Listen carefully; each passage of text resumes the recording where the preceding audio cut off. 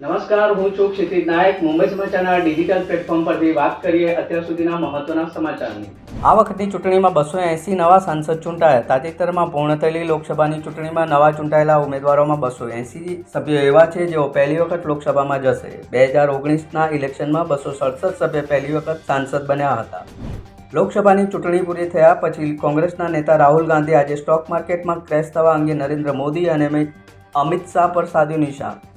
મોદીએ જનતાને શા માટે શેરબજારમાં રોકાણ કરવાની સલાહ આપી? આ મુદ્દે જેપીસી મારફત તપાસ કરવાની રાહુલ ગાંધીએ કરી માંગ. ઇલેક્શનમાં ઇન્ડિયા ગઠબંધનને મળેલી જીત પછી સાથી પક્ષો લઈ શકે છે મોટો નિર્ણય. કોંગ્રેસના નેતા રાહુલ ગાંધીને વિપક્ષના નેતા તરીકે પસંદગી કરે એવા વર્તારા. ચંદીગઢ એરપોર્ટ પર બોલિવૂડ ક્વીનને પડી લપડાક. મંડીની બેઠક પરથી સાંસદ તરીકે ચૂંટાયાના આજે બીજા જ દિવસે કંગનાને સીઆઈએસએફની મહિલા જવાને માર્યો. મહિલા ખેડૂતો મુદ્દે કંગનાએ આપેલા નિવેદન બદલ જવાને પગલું ભર્યું હોવાની કરી કબૂલાત.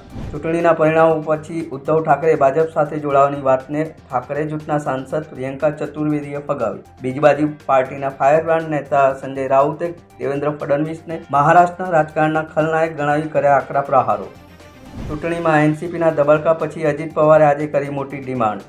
મુંબઈમાં પક્ષના નેતાઓ સાથે બેઠક કર્યા પછી કેબિનેટ વિસ્તરણ કરવાની કરી રજૂઆત. વર્લ્ડ કપમાં આયર્લેન્ડ સામે ભારતીય ટીમે જીતથી શુભારંભ કર્યો. આ મેચમાં 3 સિક્સર મારીને ટીમના કેપ્ટન રોહિત શર્માએ 600 સિક્સરનો ઇતિહાસ રચ્યો, પણ ઘાયલ થતાં ચાહકોને કર્યા નિરાશ. આમ છતાં પાકિસ્તાન સામેની મેચ પહેલાં પોતે ફિટ હોવાનું કહીને ચાહકોની ચિંતા ઘટાડી. ટીમ ઇન્ડિયાની પાકિસ્તાન સામેની મેચમાં કુલદીપ યાદવને લેવાની શક્યતા વધી. કુલદીપ યાદવનો પાકિસ્તાન સામેનો રેકોર્ડ સારો હોવાથી તેને લઈ શકાય, પરંતુ એની સામે શિવમ દુબે, રવિન્દ્ર જાડેજા અને અક્ષર પટેલમાંથી કોઈ એકની થઈ શકે છે બાદબાકી. ચંદુ ચેમ્પિયનની ફિલ્મને લઈને કાર્તિક આર્યન આવ્યો ચર્ચામાં. કો સ્ટાર તરીકે સારા અલી ખાન કે કિયારા અડવાણીને પસંદ હોવાના સવાલના જવાબમાં કાર્તિકે આપ્યો મજેદાર જવાબ. વિદ્યા બાલનનું નામ આપીને સૌને ચોંકાવ્યા. જોકે વિદ્યા સાથે કાર્તિક આગામી ફિલ્મ ભૂલભુલૈયા 3માં જોવા મળશે. તો આવા દેશ વિદેશના ન્યૂઝ જોવા માટે જોતા રહો મુંબઈ સમાચાર ડિજિટલ.